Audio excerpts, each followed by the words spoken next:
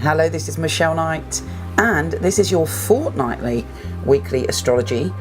I'm doing 2 weeks for the next 2 weeks because I'm going on a trip for 3 weeks for work, and hopefully by the time I come back my face will be totally healed. For those wonderful people that have asked how I am, the swelling has gone down, but I'm still covered in a scaly red rash. Lovely. Anyway, the astrology for the next 2 weeks is quite extraordinary. We have a very, very unusual conjunction between Venus and Mars, and we also have a pentagram. So here's your weekly astrology. Virgo, there is a new super moon on the 19th. It's also the Chinese New Year of the goat.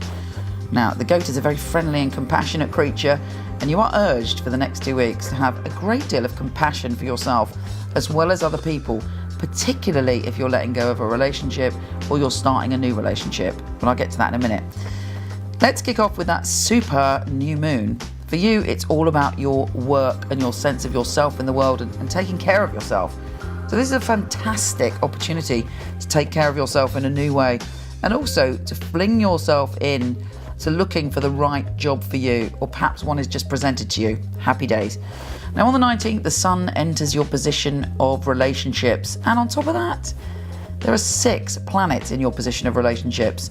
There's a real focus on your relationships, not only to lovers, but also to friends and your relationship to yourself. It's all very, very heightened, and you will have a clear idea on the 19th what relationships mean to you.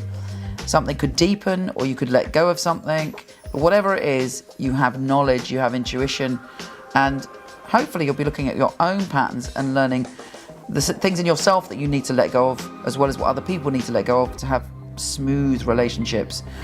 On the 20th and the 22nd, it's all about relationships some more.